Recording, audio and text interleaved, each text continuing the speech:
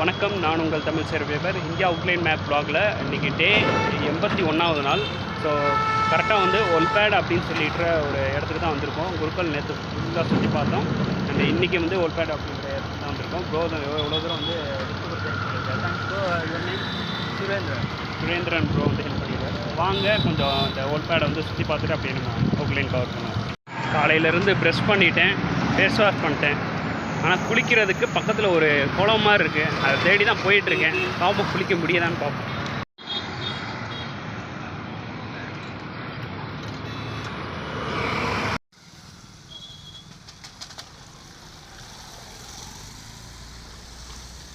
So ஒரு வழியாக வந்தாச்சுங்க.